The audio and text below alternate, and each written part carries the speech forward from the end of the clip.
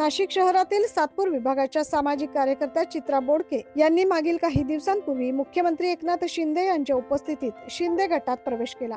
तेव्हापासून त्या सामाजिक क्षेत्रात उल्लेखनीय कामगिरी करतात। नेहमीच सामाजिक उपक्रमाचा लेखाजोखा जोपासणाऱ्या तसेच ज्येष्ठ नागरिकांसाठी आरोग्य शिबिर व शिवजन्मोत्सव सोहळा यासारख्या कार्यक्रमातून पुंडलिक बोडके आणि चित्रा बोडके यांनी आपल्या कार्याचा ठसा उमटवलाय।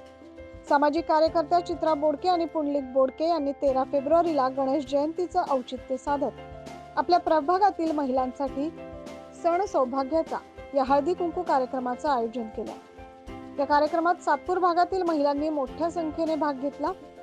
यावेळी राज्य सरकार महिलांसाठी पुढील काळात कशा प्रकारे काम करेल याची जाणीव चित्रा बोडके यांनी उपस्थित महिलांना करून दिली। येणाऱ्या काळात महिलांसाठी कटिबद्ध राहून महिलांचे प्रश्न सोडवण्यासाठी काम करेल असा विश्वास सामाजिक कार्यकर्त्या चित्रा बोडके यांनी उपस्थित महिलांना दिला।